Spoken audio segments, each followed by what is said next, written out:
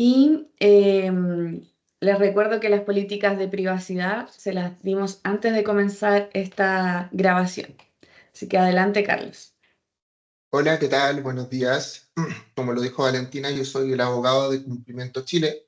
Mi nombre es Carlos Díaz. Estoy a cargo de todo el cumplimiento de esta biblioteca digital que ha hecho Capacción, porque Cumplimiento Chile pertenece a Capacción. Y a lo largo de todas estas semanas hemos estado haciendo charlas conocidas, nos han acompañado mucha gente que se ha conectado periódicamente. eh, Como por ejemplo hemos hecho charlas sobre la Ley Nacional del Cáncer, que fue lo que se habló la semana pasada. Hemos abarcado leyes nuevas como la ley de la fibromialgia, la ley TEA, y vamos a seguir así durante todo el año que, para compartir este conocimiento, que es lo que queremos hacer finalmente con Cumplimiento Chile. Pero lo que nos convoca hoy es hablar sobre una ley súper famosa, que fue muy conocida pues de un periodista, la ley Ricarte Soto, ya un periodista de TVN. Y lo que voy a hacer primero es proyectar, ¿ya? Voy a proyectar mi pantalla.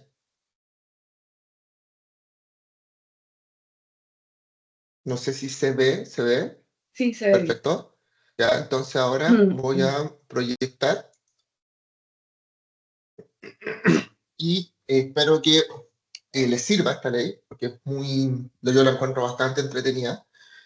Y lo que vamos a analizar hoy va a ser la ley 20.850, como dijo Valentina, que es la ley Ricarte Soto. Ya, la ley Ricarte Soto, ¿qué vamos a abarcar en esta charla, básicamente, de la ley Ricarte Soto? Vamos a abarcar el por qué fue creada, ya la ley 20.850, que fue inspirada en la lucha de Ricarte Soto. Vamos a ver el tema de la protección financiera que produce respecto a ciertos medicamentos. Vamos a ver cuáles son los diagnósticos, los tratamientos y cómo puedes acceder a este sistema. Se va a ver, les voy a mostrar un listado oficial que da el MinSal.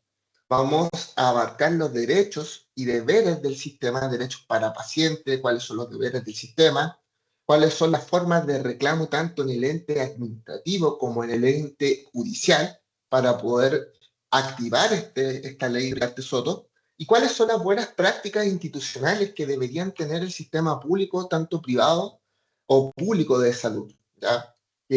Les pido atención, ya en algunas partes voy a ocupar un lenguaje quizás un poco más técnico, pero tienen la instancia final para poder hacer cualquier pregunta como lo hemos hecho desde todas las clases. ¿Cuándo fue publicada esta ley de Ricarte Soto? La ley 20.850 fue publicada el 6 de junio del 2015, ¿ya? No obstante, Ricarte Soto falleció en 2013, producto de un cáncer al pulmón, ¿ya? Y él fue la persona que encabezó esta lucha desde el 2010 hasta el 2013, respecto a que se dieron cuenta de que muchas enfermedades no estaban cubiertas por nuestro sistema de salud y las familias estaban quedando desprotegidas. O sea, creó un sistema de protección financiera para diagnósticos y tratamientos de alto costo, conocida como la ley Ricarte Soto, no obstante la ley 20.850, como dijo Valentina, y en homenaje a este periodista de TVN que participaba en el matinal, y que busca que los pacientes no queden desprotegidos frente a tratamientos cuyo precio resultan inalcanzables para una familia en común. Vamos a ver que lo que busca esta ley es abarcar enfermedades poco comunes, enfermedades de muy alto costo, ¿ya? Y que puede servir a todo el mundo. Nadie está desprotegido de protegido de tener una enfermedad. Entonces, por eso es que nos parecía muy importante en Cumplimiento de Chile, junto con el equipo, presentar esta ley de Ricarte Soto y hacerlo posteriormente, después de la charla de la Ley Nacional del Cáncer que tuvimos la semana pasada. ¿Por qué surge esta ley? Surge de una respuesta a una problemática evidente. Muchas personas con enfermedades graves debían endeudarse, organizar colectas públicas o simplemente suspender sus tratamientos por falta de dinero, de recursos. En el caso El caso Ricardo Soto, diagnosticado con cáncer avanzado, cáncer de pulmón, fue convertido en un vocero de esta causa y visibilizó la desigualdad que había en nuestro país del acceso a los medicamentos de alto costo.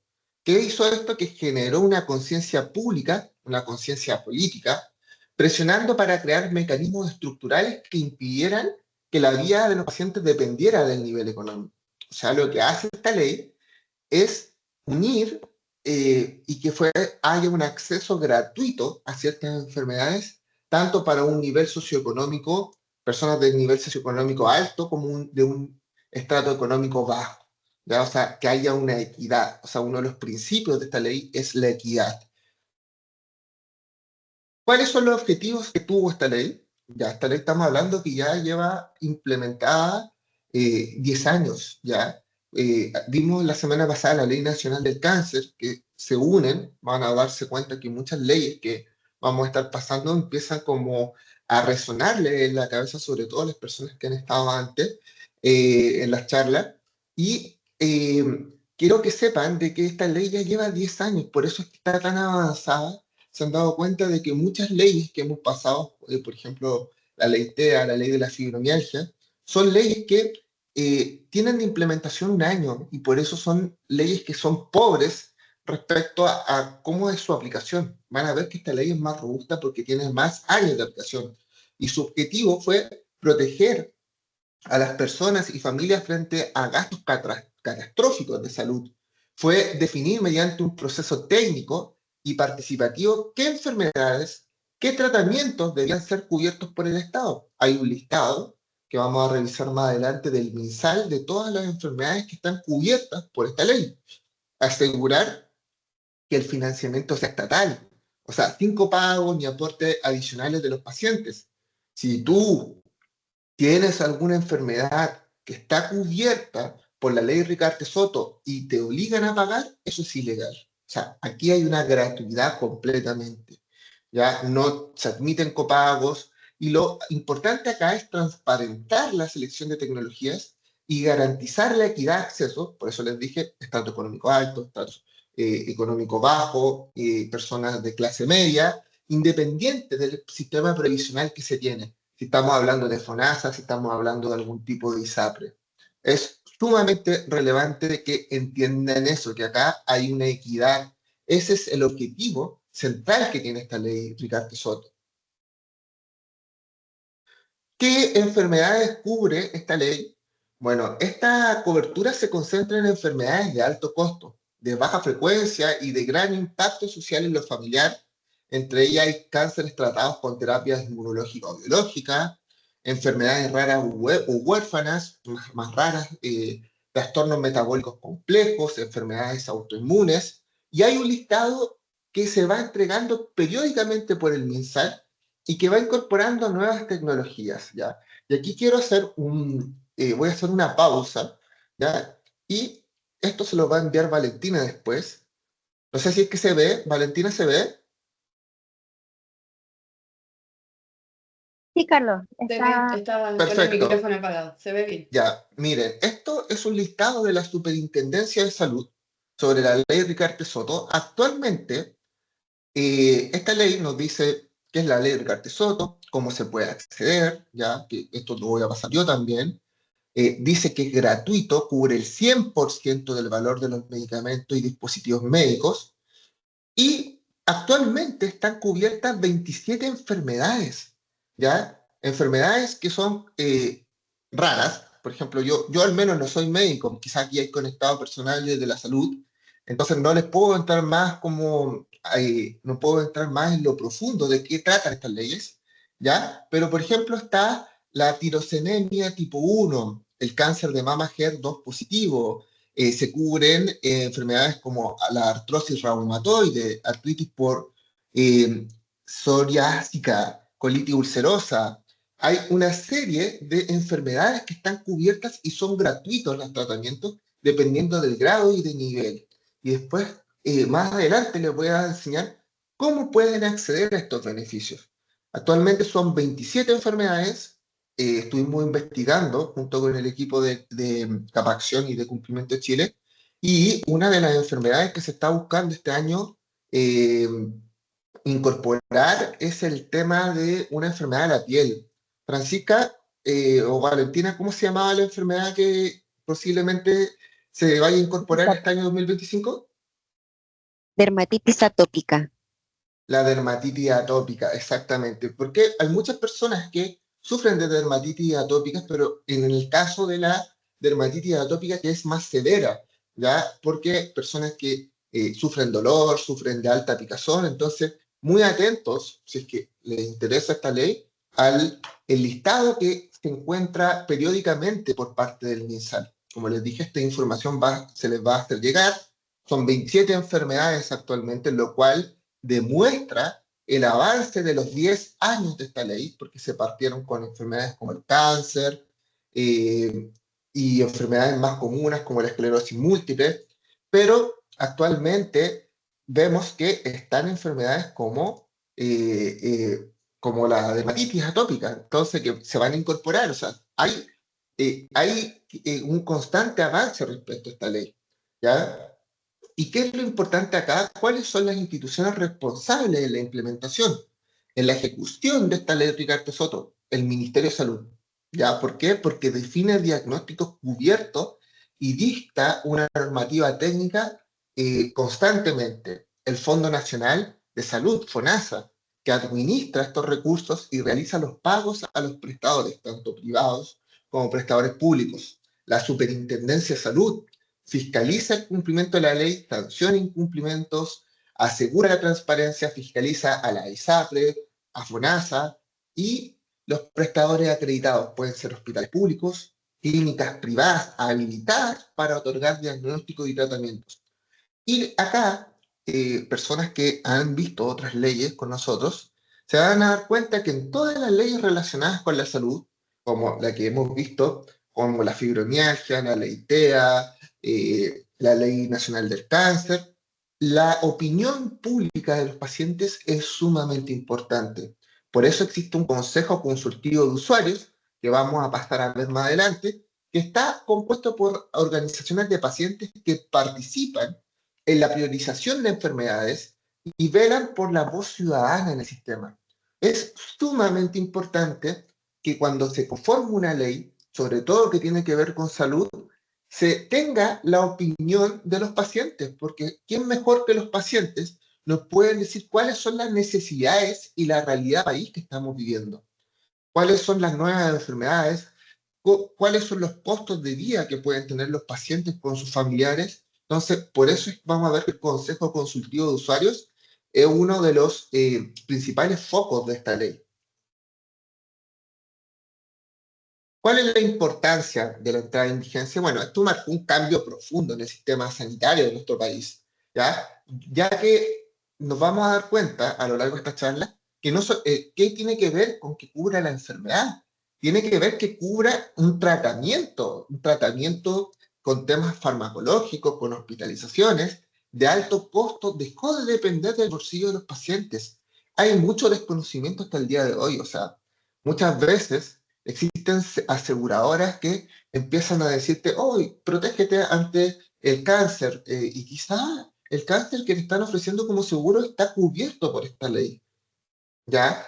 Hay desconocimiento de la ley, o sea, yo creo que yo soy un convencido de que el típico aforismo que a nosotros nos enseñan las personas de derecho, de que dice que la ley se entiende conocida por todos, se entiende conocida por todos, sobre todo que se señala en el artículo 8 del Código Civil, para mí eso no es tan cierto, porque no todas las personas tenemos cultura de leer constantemente las leyes que van saliendo todos los años, sobre todo las que son publicadas en el diario oficial, ¿ya? Siento que falta educación respecto a las leyes que se publican, sobre todo las leyes famosas que tienen nombre de personas, ¿ya?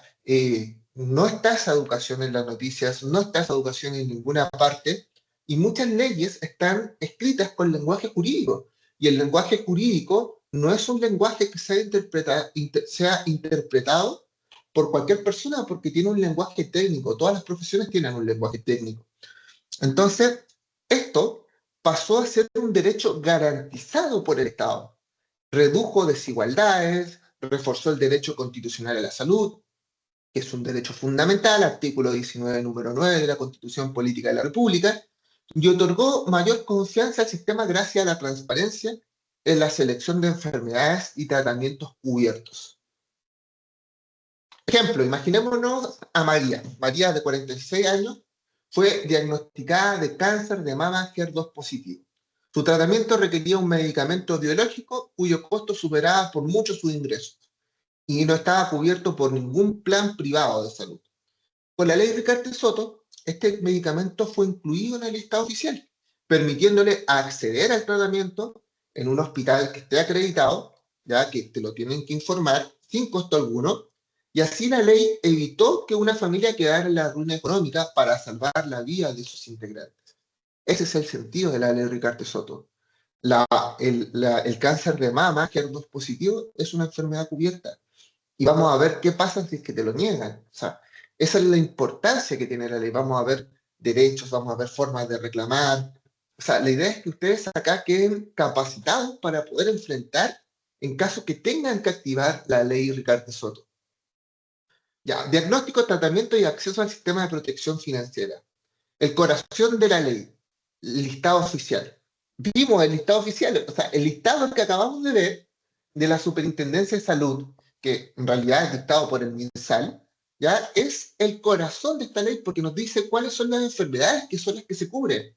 Ya no cubre cualquier enfermedad, o sea, eso no es lo mismo, sino que aquellas que cumplen con ciertos criterios estrictos de alto costo, que son de baja frecuencia, que son más raras, de un fuerte impacto familiar y social.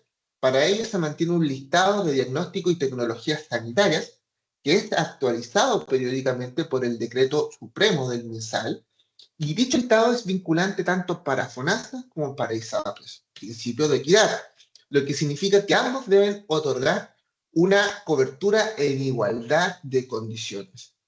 Sumamente importante. O sea, tenemos enfermedades como la esclerosis múltiple, enfermedades donde los pacientes tienen que constantemente, semana a semana, pincharse la pierna, una inyección que muchas veces los deja en cama sábado y domingo. O sea, yo conozco un caso de personas que quedaban súper mal con esta enfermedad y con los pinchazos. Actualmente tengo entendido que existe una pastilla, pero todos esos avances tecnológicos, todos esos medicamentos que pueden alargar de enfermedades degenerativas también, son cosas que cubre esta ley. O sea, es un avance enorme lo que fue la ley Ricardo Soto para a nivel de salud en nuestro país. Ya, enfermedades y tratamientos cubiertos, si bien leímos muchas, el listado incluye enfermedades de alta complejidad estatal, artritis reumatoide con terapia biológica, esclerosis múltiple, cáncer de mama HER2 positivo, fibrosis pulmonar idiopática, VIH con tratamiento de segunda línea, hemofilia A severa. Este catálogo de enfermedades y tratamientos, como les dije, se revisa de forma continua, ¿ya? Y se van incorporando tecnologías nuevas de acuerdo a los fondos del Estado para poder tener nuevos tratamientos. Pero, ¿cómo accedo? Ustedes se preguntarán, ¿cómo accedo a este tratamiento? ¿Cuáles son las etapas para acceder a este beneficio? Bueno, hay tres tipos de pasos. Primero, la sospecha clínica, o sea, que yo me esté tratando, veo que tengo síntomas, y el médico tratante identifica que son síntomas compatibles con alguna patología que esté cubierta de las 27 patologías que vimos, y inicia un protocolo correspondiente, ¿ya? O sea, esta persona tiene que estar capacitada. Se entiende que el médico debe conocer de la ley Ricardo Soto. Y después va a la segunda etapa, que es la confirmación del diagnóstico. ¿Quién valida esto? Mi cobertura, mi sistema de cobertura, FONASA o ISAPRE, o el prestador acreditado, y con profesionales autorizados para certificar ante FONASA. Entonces, una vez que se acredita mi enfermedad, van a activar el beneficio, que se activa la etapa 3. Y la activación del beneficio es que una vez que tenga confirmado mi diagnóstico, que es del tipo de enfermedad que está cubierta por el listado, se habilita una cobertura que es integral del tratamiento, que puede incluir medicamentos, hospitalizaciones o procedimientos según la canasta definida.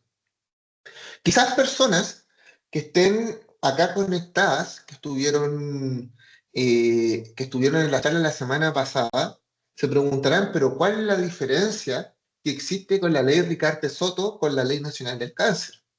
Bueno, la Ley Nacional del Cáncer, el Estado se hace cargo de cualquier tipo de cáncer, y estamos hablando solamente de cáncer, y habla de una equidad a nivel global, o sea, de implementación de recursos, de hospitales con especializaciones, de personas oncológicas, estamos hablando de personal capacitado para seguir y apoyar a las familias, de cáncer, solamente de cáncer.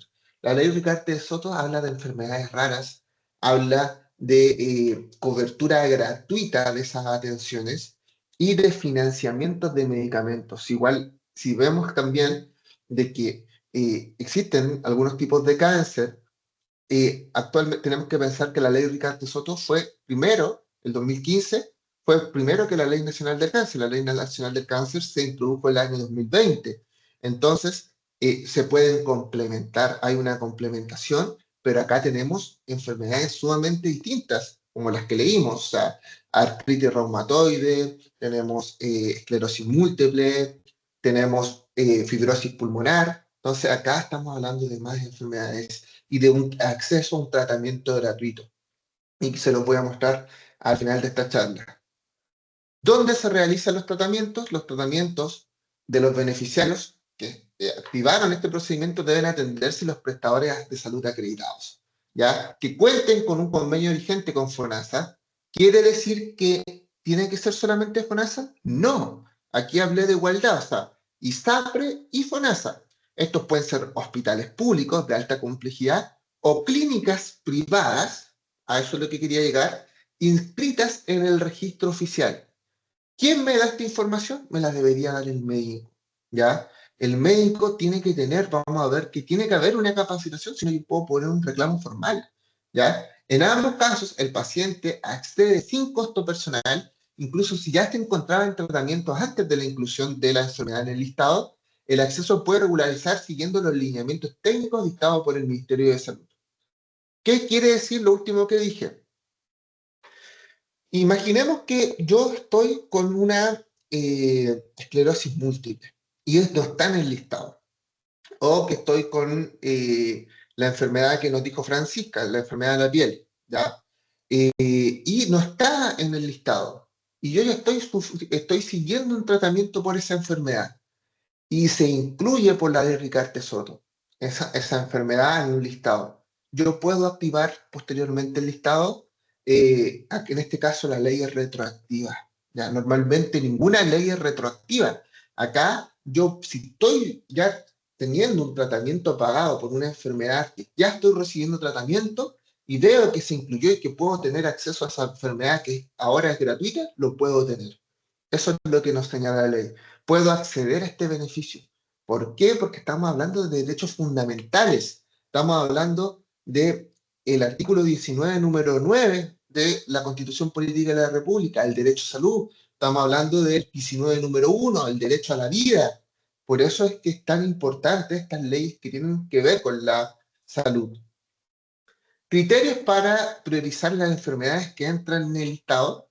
La decisión de qué diagnósticos, de qué tratamientos se incorporan en el sistema o en el proceso técnico va a depender de evidencia científica, o sea, eficacia del tratamiento, seguridad.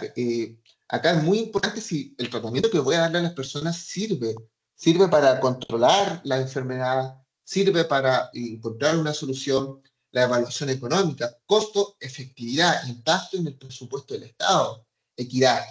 Equidad, recuerden esta palabra, equidad, que tiene que ver que se distribuya de forma proporcional para cualquier tipo de sociedad. O sea, acá una persona que vive en el sector alto, como en un sector periférico o en el sector centro, tiene las mismas oportunidades de acceder al beneficio por ley Ricardo Soto.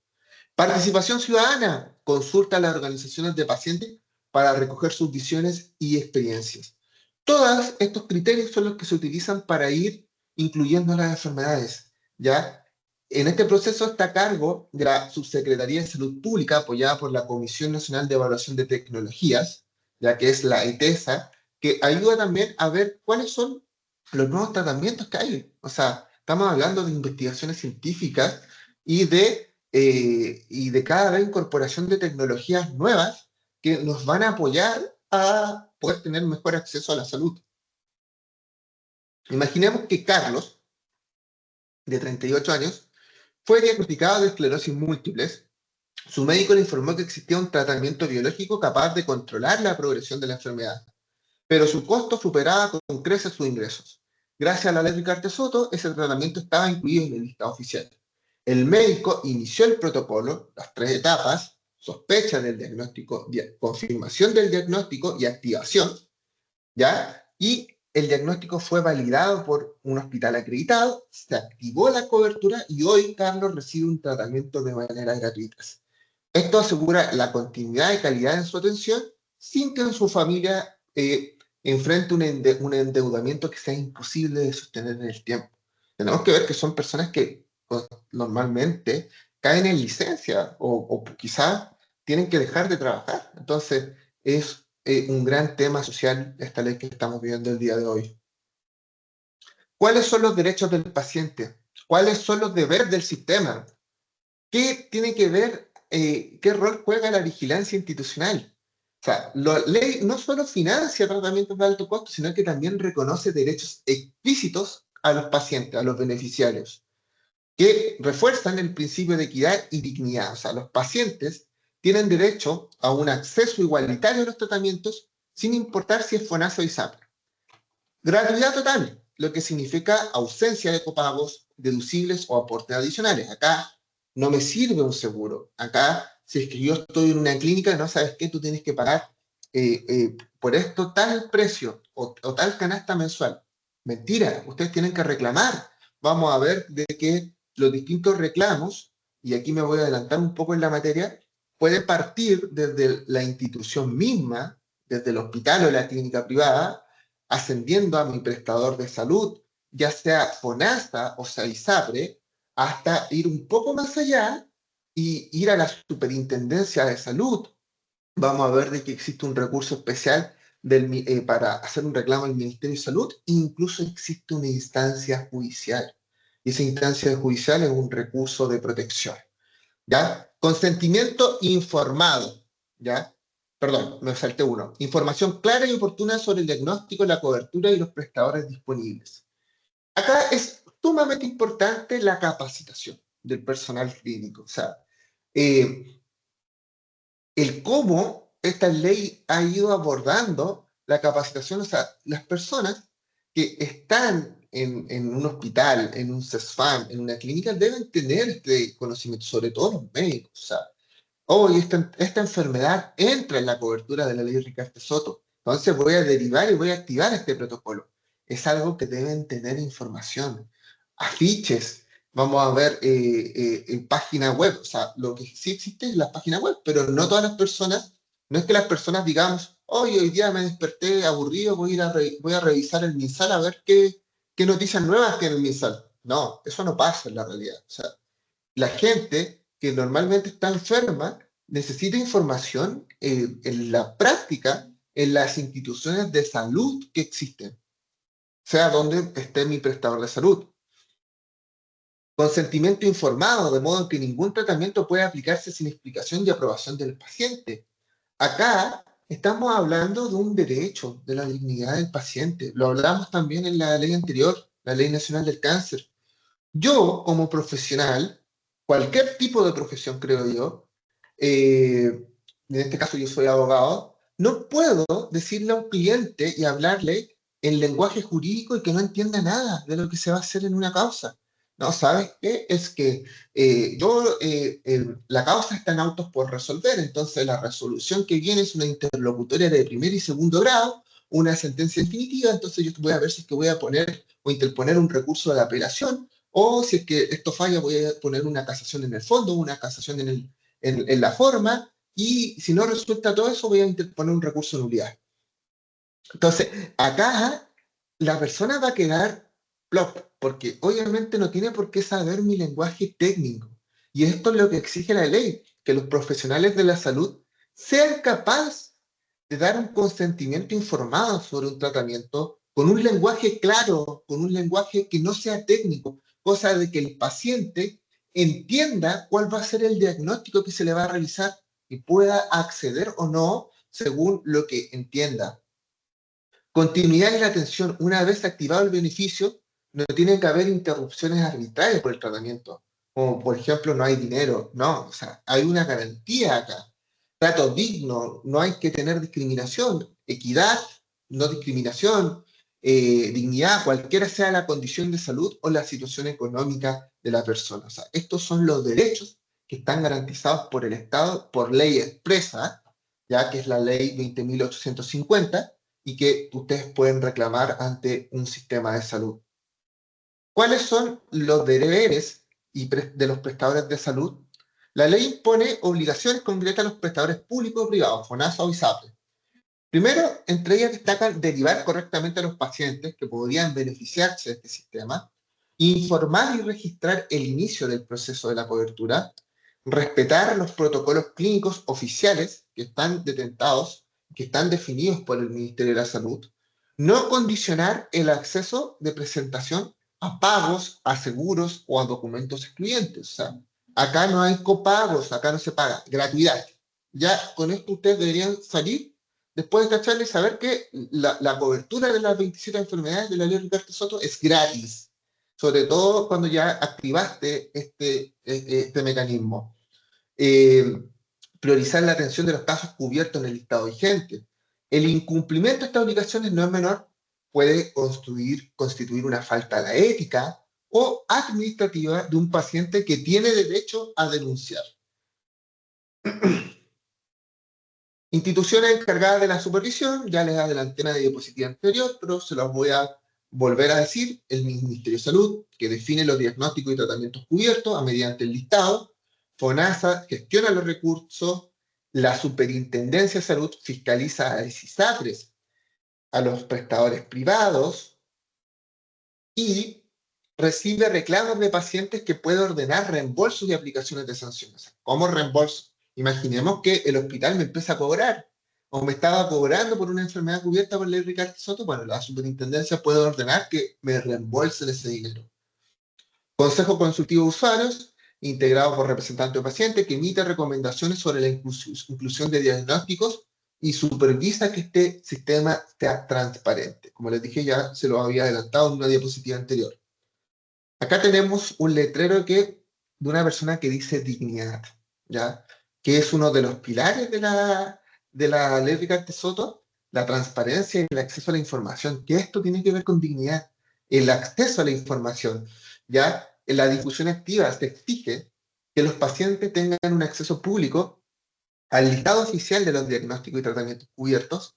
Por eso es que les voy a entregar este listado que les mostré anteriormente, los requisitos y pasos para acceder al sistema, las vías de reclamo o negativa o demora por no acceder al tratamiento y el registro de los prestadores acreditados y profesionales habilitados.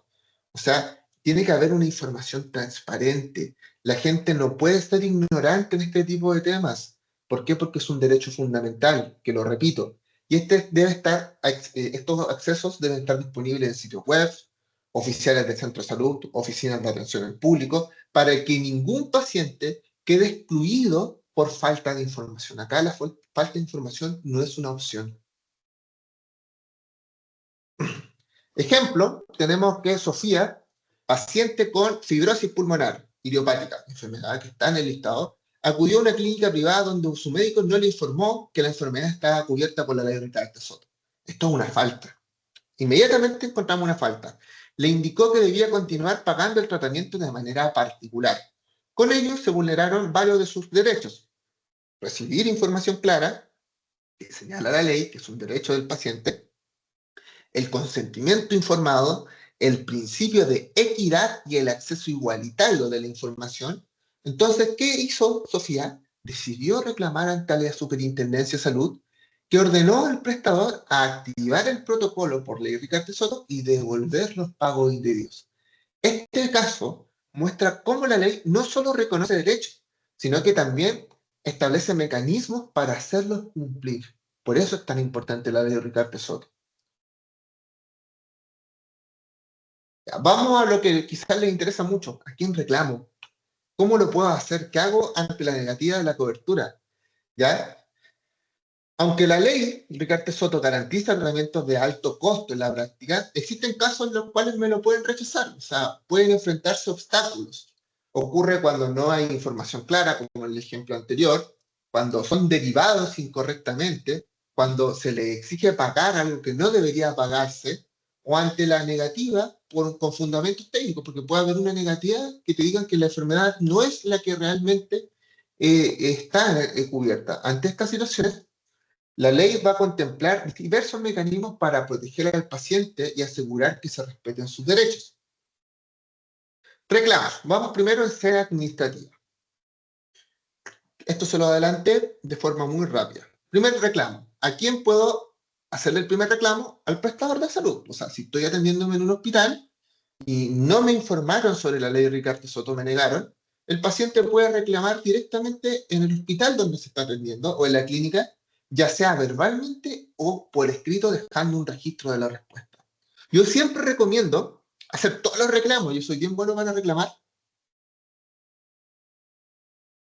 ¿Por qué razón? Porque, y aquí me voy a salir un poquito del tema de la salud, disculpen que sea tan disperso, en temas de derecho, muchas veces cuando no me acceden a ciertos sistemas, yo tengo que dejar registros y hice reclamos anteriores para después llegar a una vía más grande si es que no me aceptan el reclamo. Por ejemplo, en un despido injustificado, en laboral, que es mi expertise, eh, en laboral, ¿uno qué hace? Primero hace una denuncia ante la inspección del trabajo. Si no llega un trato, eso y denuncio la inspección del trabajo, me sirve de base para después una demanda. O, por ejemplo, si es que hay una falta de servicio, ¿quién regula las faltas de servicio en nuestro sistema? El CERNAC. Muchos dicen, ¡ay, pero el CERNAC no soluciona nada! No, quizás a veces no soluciona nada, pero es un registro que me puede servir para una demanda después en un tribunal de policía local. Entonces, siempre hagan reclamos de forma paralela. Entonces, volviendo al tema, que me desvié unos segundos, el prestador de salud reclama del hospital de que no entregó la información clara, que no hubo consentimiento informado, es súper importante, ¿ya? Porque yo después puedo decir de que se revele en un juicio, por ejemplo, la información del reclamo que yo hice. Reclamo a mi prestador de salud. Si la negativa proviene del asegurador, de FONASA o ISAPRE, corresponde presentar un reclamo formal en su oficina de atención. En el ejemplo que vimos recién de Sofía, si es que me están obligando a pagar un tratamiento, la entidad que fiscaliza a FONASA o ISAPRE es la Superintendencia de Salud. Entonces, yo aquí puedo exigir correcciones, puedo ordenar reembolsos o incluso aplicar sanciones a los prestadores o a los aseguradores. Entonces, la instancia más grande que tengo para poder reclamar, en este caso, es la Superintendencia de Salud. ¿Y para qué me sirve acá el Consejo Consultivo de Usuarios? Que es esta agrupación de pacientes, porque muchas veces estos incumplimientos se dan de forma colectiva. Y quizás, como estas personas están hablando normalmente y velando por los derechos de los pacientes, se puede hacer quizá una demanda en conjunta, puedes tener información de cómo reclamar mediante abusos que sean colectivos reiterados. La organización de pacientes puede elevar denuncias formales para visibilizar patrones irregulares frente a un hospital, frente a un prestador de FONASA o una ISAPRE en particular. Entonces, por eso es súper importante conocer cuáles son los reclamos en sede administrativa. Existe también un reclamo ante el MinSal, ante el Ministerio de Salud. Este es un reclamo que yo también lo haría de forma paralela, que es un recurso administrativo. Todavía no estamos hablando de nada judicial. Cuando el problema se origina en la interpretación técnica de protocolos o en la activación de un beneficio, el paciente puede presentar un recurso de reposición en sede administrativa ante el Ministerio de Salud. Y este recurso busca demostrar que el caso cumple con los criterios establecidos, obligando a la autoridad a revisar nuevamente la decisión. Imagínense que hay una incompatibilidad entre mi médico de cabecera, que dice que yo tengo esclerosis múltiple, y el otro médico que es el que certifica la enfermedad del de FONASA, dice que no la tengo. Y me presentan exámenes, me hago exámenes privados y demuestro que yo cumplo con los criterios establecidos, en este caso en el Ministerio de Salud, para poder acceder al beneficio de la ley Ricardo Soto. Bueno, este es el mecanismo para poder acceder, un recurso administrativo ante el Ministerio de Salud. Ya, así que es sumamente importante el poder tener el conocimiento de la forma de reclamar. Y acá nos vamos directamente al recurso por excelencia, judicial. La Corte de Apelaciones, recurso de protección. Para que sepan ustedes, el recurso de protección es uno de los recursos que tiene mayor eficacia a nivel de nuestro país. Es uno de los recursos más rápidos. Es uno de los recursos que está mejor manejado a nivel legislativo, porque cualquier procedimiento en el ámbito legal, cualquier procedimiento, por ejemplo, ya sea laboral, civil, sobre todo, que son lentísimos, de policía local o de familia, son más lentos. En cambio, un recurso de protección, estamos hablando de un mecanismo judicial, de una acción judicial que tiene que ver con vulneración de derechos fundamentales. Por tanto, es muy probable que antes de un mes ya haya un fallo respecto a este recurso. Este recurso se funda en la afectación de derechos fundamentales constitucionales, como derecho a la vida. Todo ciudadano chileno tiene, o no chileno, toda persona que vive en Chile, tiene el derecho a la vida o proteger la vida que está por nacer. Artículo 19, número 1 de la Constitución Política de la República. A la integridad física, psíquica y a la protección de la salud. Artículo 19, número 9. Entonces, es un derecho fundamental, y para eso existe un reclamo, que puede ser ante la Corte de Apelaciones. Puede ser presentado por el propio paciente o su representante con o sin abogado, aunque siempre se recomienda la asistencia profesional, porque si yo lo presento sin un abogado, probablemente se va a ver el recurso propiamente tal, pero la idea es que hay un abogado que pueda litigarlo y que pueda estar en corte litigando el recurso de protección. El tribunal puede ordenar el acceso inmediato, mire el poder que tiene la Corte de Apelaciones, puede ordenar el acceso inmediato al tratamiento, puede suspender actos administrativos y legales e incluso reparar daños ocasionados. Su carácter es de urgente, es prioritario, lo que significa que puede generar efectos inmediatos frente a situaciones de riesgo vital. Así de importante es el recurso de protección. Entonces, para que lo sepan, no obstante, yo puedo, acá si que hay muerte, y hay un incumplimiento al Estado, perfectamente puedo poner una demanda civil. Pero respecto al acceso a la ley Ricardo Soto, el recurso por excelencia es el recurso de protección. ¿Qué recomiendo yo? Hacerlas en paralelo, o sea, no es necesario que se vayan por una sola vía, ¿ya? Váyanse por el reclamo administrativo y váyanse por el recurso de protección. Si la idea es tener el acceso gratuito a la enfermedad lo más rápido posible. Esa es la idea de esto. ¿Cómo me puedo apoyar también? ¿Cuáles son mis herramientas de apoyo?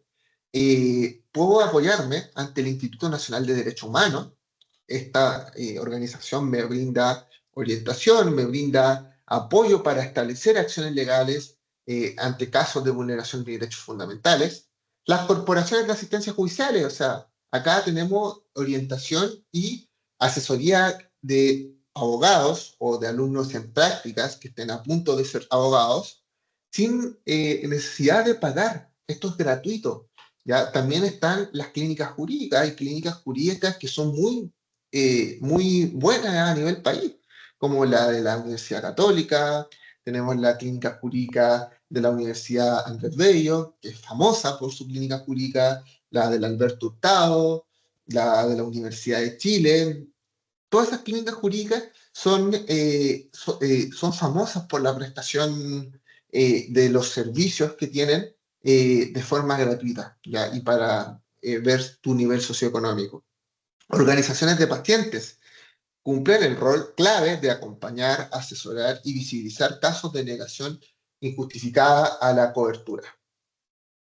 Ya imaginemos que Camila es madre de un niño con atrofia muscular espinal. Intentó activar la cobertura por la ley Ricardo Soto, sin embargo el médico tratante no estaba inscrito como prestador autorizado y el centro de salud se negó a iniciar el protocolo. Hubo una negación de la institución. Camila presentó un reclamo en el propio centro, primero en el hospital, luego en FONASA, pero al no obtener respuesta favorable acudió a la Superintendencia de Salud. Tampoco tuvo respuesta. Ya, finalmente, debido al riesgo vital, a la urgencia de su hijo, ella interpuso un recurso de protección en la Corte de Apelaciones, la cual falló a su favor y ordenó activar la cobertura inmediata. Este caso, que demuestra que yo puedo combinar las vías administrativas con las vías judiciales, que para asegurar el incumplimiento de la ley, porque estamos hablando de una enfermedad grave. O sea, acá hay que saber todas las formas de reclamo que tengo en lo posible, ¿ya? Aquí yo tengo que saber cuáles son todas mis formas de defenderse, cómo poder acceder a mi derecho. Por eso es que acá actualmente ustedes van a salir con todos los mecanismos que pueden tener. ¿Qué es lo que se recomienda? ¿Cuáles son las buenas prácticas? Ir más allá de la norma, la importancia de las buenas prácticas. Si bien la ley Ricardo Soto establece un marco normativo que es claro, o sea, yo creo que ha quedado súper claro la charla, su impacto real depende de cómo las instituciones de salud implementan esta información en su quehacer diario, o sea, para facilitar el acceso, reducir la brecha. Por ejemplo, acá hay una buena práctica, un hospital que habla de las enfermedades de alto costo y que incluyen la ley Ricardo Soto. Eh, ¿Qué se entiende por una buena práctica institucional? Se entiende por toda acción formal, por toda acción voluntaria, que más allá de la exigencia legal, logra mejorar la experiencia del paciente, fortalece el sistema y se relacionan con la difusión de información, la capacitación del personal. Capacitar personal es muy importante. Inclusión de grupos vulnerables y rendición de cuentas, transparencia. En la medida que los establecimientos de salud aplican buenas prácticas, se convierten no solamente en prestadores de salud, sino que en aliados del derecho de salud. Ámbitos de aplicación de las buenas prácticas, donde deberían haber buenas prácticas, a ver si en este caso hay funcionarios de salud viendo esta charla, en la atención del usuario, mediante protocolos internos de orientación sobre la ley, con el personal capacitado que guía a los pacientes, comunicación institucional, difusión mediante afiches como el que vimos en la imagen anterior, cápsulas audiovisuales. En una clínica, en vez de estar dando, no sé, un matinal para entretenimiento de los pacientes, haya una cápsula audiovisual o códigos QR de información respecto a las leyes famosas en salas de espera que expliquen la cobertura.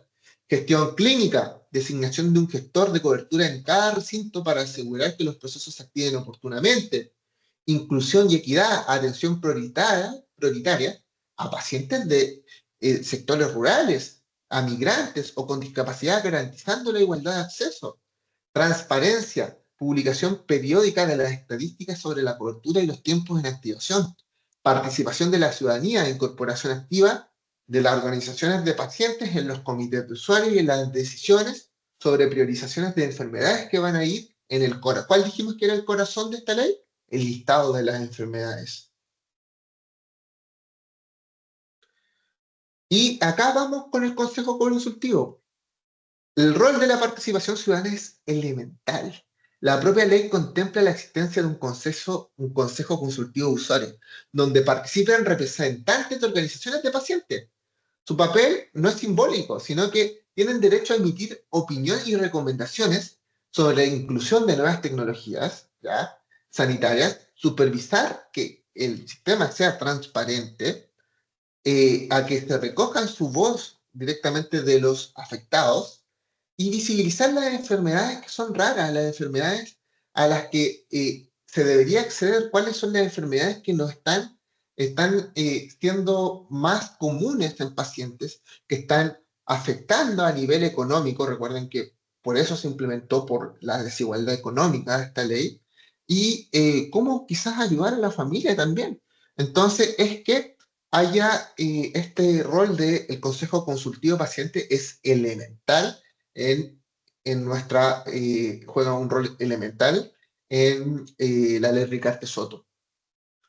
¿Cómo se puede promover esta ley? Hay que tener acciones concretas. Por ejemplo, capacitaciones periódicas. Lo que estamos haciendo nosotros es sumamente elemental y es una de nuestras ideas como Cumplimiento Chile el ser una biblioteca legal, el ser una biblioteca que ayuda al conocimiento de las personas y de las empresas, ¿ya? Entonces, nosotros queremos demostrar que podemos llenar ese vacío que fue el que encontramos, que es capacitación periódica personal de la salud sobre protocolos de la ley Ricardo Soto, inclusión de la normativa en procesos de inducción, en gestión de calidad, implementación de canales de reclamo accesibles con plazos de respuesta claros y seguimiento, eso depende de cada hospital. Uso del lenguaje comprensible de los pacientes, evitando tecnicismo. Monitoreo del cumplimiento de los plazos y continuidad en los tratamientos. Coordinación con los municipios, con las agrupaciones sociales y actores comunitarios para ampliar la cobertura informativa. O sea, si se fijan, lo que estamos más al debe siempre es en la capacitación, en el conocimiento, en la información. Siempre son los puntos más débiles que tienen las leyes en nuestro país. Ejemplo, un hospital público de alta complejidad detectó que muchos de sus pacientes oncológicos desconocían la ley Ricardo Soto y seguían asumiendo deudas para financiar tratamientos cubiertos. Frente a esta situación, la dirección del hospital implementó una estrategia interna que incluyó designar a un gestor de cobertura en cada unidad clínica y realizar charlas informativas semanales en las salas de espera, que sería el ideal, instalar afiches con código QR para que la gente tuviera información que conduzcan a la normativa, a capacitar a todo el personal de la atención usuaria y además comenzó a evaluar trimestralmente los casos que el beneficio se activaba correctamente.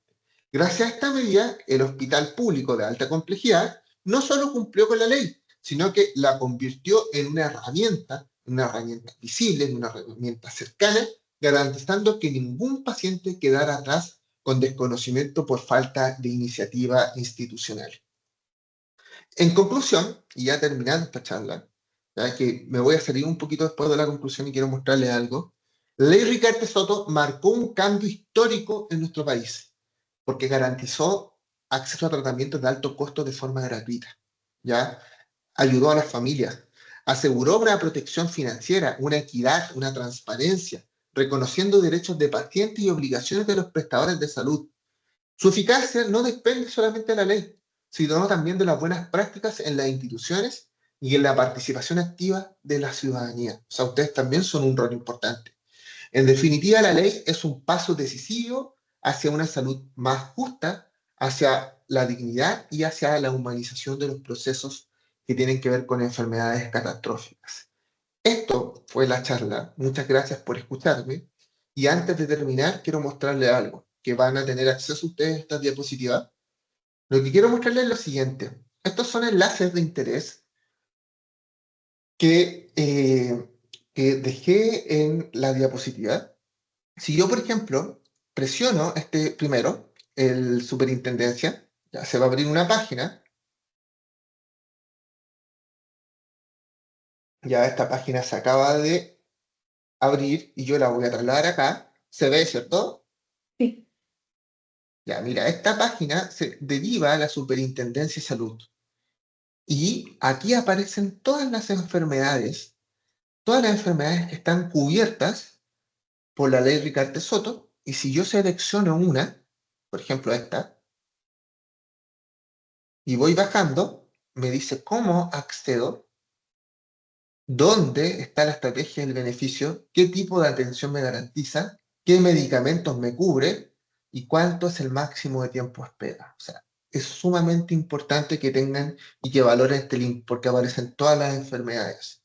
¿Ya? Ahora, si a ustedes les gustó esta charla y quieren saber más sobre la ley Ricardo Soto, acá está otro link y este link lo que hace que es, déjenme que abra, me deriva al Cenabas y aquí está, esperen que cargue,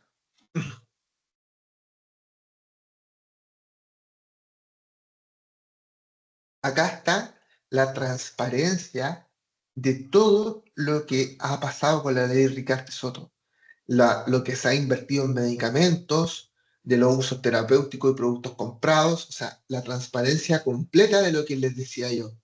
Aquí hay una gráfica de Power BI, prácticamente.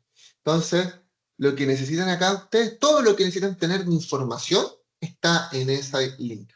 Entonces, básicamente, esto fue la charla de la ley Ricardo Soto de este día. Los dejo invitados para la charla que eh, va a ser dada, todavía no definimos fecha, pero es después de las fiestas patrias, para que nos sigan en nuestro Instagram, que voy a hablar de la ley integral, sobre todos los tipos de violencia en contra de la mujer. Ya, quizás la voy a combinar un poco con la actual ley 20.066, que tiene que ver con violencia intrafamiliar, estamos en veremos. Y los dejo invitados, también los invito a que vean, sigan Capacción en YouTube, están todas las charlas que hemos dado anteriormente y estamos en el espacio de preguntas. Eso fue básicamente la charla. Muchas gracias por escucharme y espero que les haya gustado. Sí, muchas gracias, Carlos. Por ahora en el chat no tenemos preguntas. Sin embargo, si alguien quiere prender su micrófono para poder hacer una pregunta, algún comentario, este es el momento para poder responder a sus inquietudes.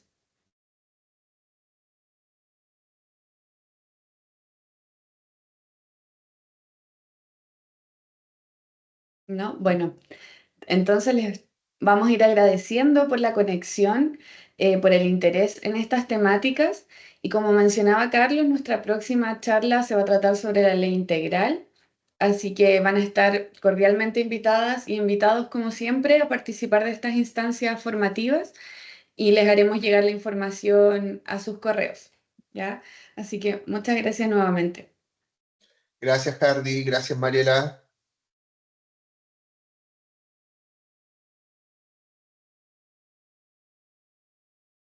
Hasta luego, que estén muy bien y ojalá puedan conectarse a la próxima charla. Hasta luego. Hasta luego.